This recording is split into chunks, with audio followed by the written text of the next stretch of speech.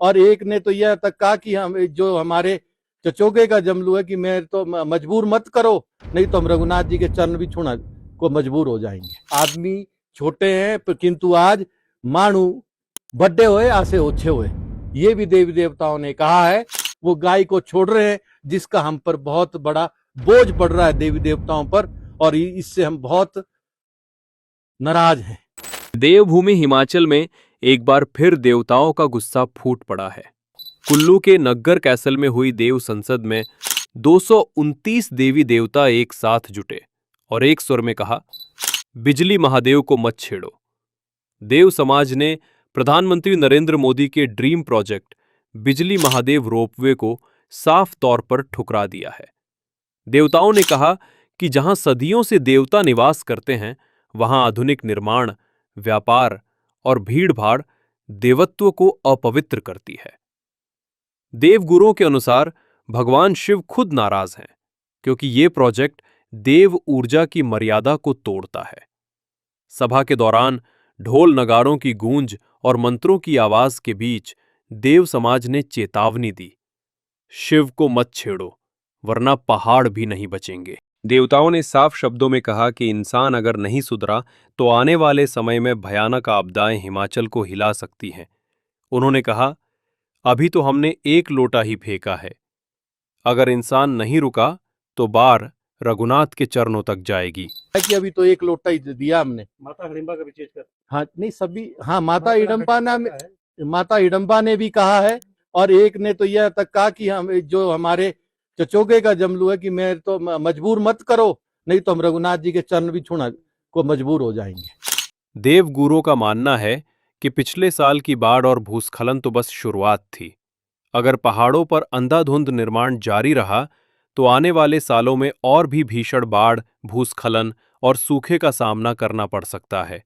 देव समाज का कहना है कि अब इंसान खुद को देव से बड़ा समझने लगा है और प्रकृति उसी घमंड का जवाब देगी। आदमी छोटे हैं किंतु आज मानू बड़े हुए आसे ओछे हुए, ये भी देवी देवताओं ने कहा है। वैज्ञानिक भी इस चेतावनी से सहमत हैं। बिजली महादेव का इलाका भूकंप जोन 5 में आता है, जहां किसी भी भारी निर्माण या मशीनरी से पर्यावरण का संतुलन बिगड़ सकता है। यानी देवताओं की चेतावनी सिर्फ आस्था नहीं, बल्कि विज्ञान के लिहाज से भी सही साबित हो रही है। सरकार की ओर से कहा गया कि ये प्रोजेक्ट विकास की दिशा में बड़ा कदम है, जिससे श्रद्धालुओं को सुविधा मिलेगी और पर्यटन को बढ़ावा मिलेगा। लेकिन देव समाज का जवाब था, ये विकास नहीं, विनाश है। देवताओं ने याद दिलाया कि पहले भी स्की विलेज प्रोजेक्ट देव आदेश के कारण रद्द हुआ था और अब बिजली महादेव रोपवे भी नहीं बनने देंगे। अब ये मामला दिल्ली तक पहुंच गया है। प्रधानमंत्री नरेंद्र मोदी ने केंद्रीय स्वास्थ्य मंत्री जेपी नड्डा, बीजेपी महासचिव अरुण सिंह और महेंद्र पांडे की 3 सदस्यीय समिति बनाई है।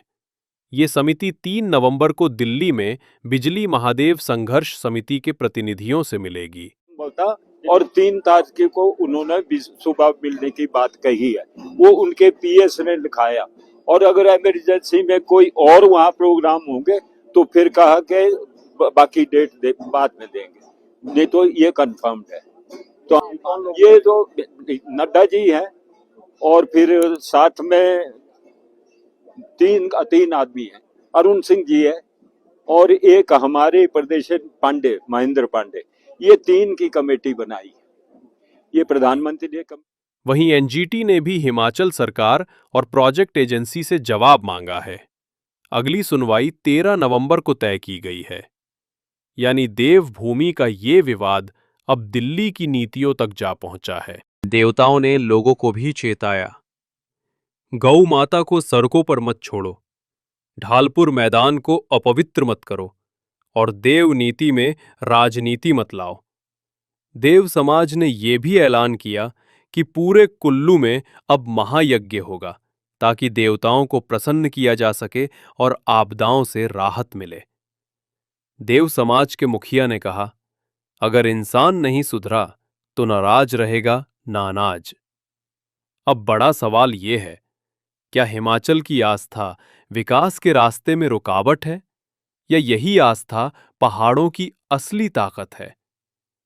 क्योंकि अब ये सिर्फ एक रोपवे का मामला नहीं, बल्कि आस्था बनाम विकास की सबसे बड़ी जंग बन चुका है। एक तरफ है पहाड़ों की आत्मा जो सदियों से देवत्व की रक्षा कर रही है, और दूसरी तरफ है इंसान का लालच जो हर ऊंचाई को मुनाफे में बदलना चाहता है। देवताओं का संदेश स्पष्ट है, बिजली महादेव को मत छेड़ो, देवभूमि को पर्यटन स्थल मत बनाओ, वरना शिव का तीसरा नेत्र खुल जाएगा। देव समाज ने कहा, अभी तो एक लोटा ही फेंका गया है, अगली बार पूरा प्रलय आएगा। अब फैसला हमारे हाथ में है। क्या हम सुधरेंगे और देवभूमि की पवित्रता बचाएंगे, या विकास के नाम पर अपने ही पहाड़ों की बलि चढ़ा देंगे? समय कम है, चेतावनी मिल चुकी है। अब तय हमें करना है, सुधरना है या सब कुछ खोना है।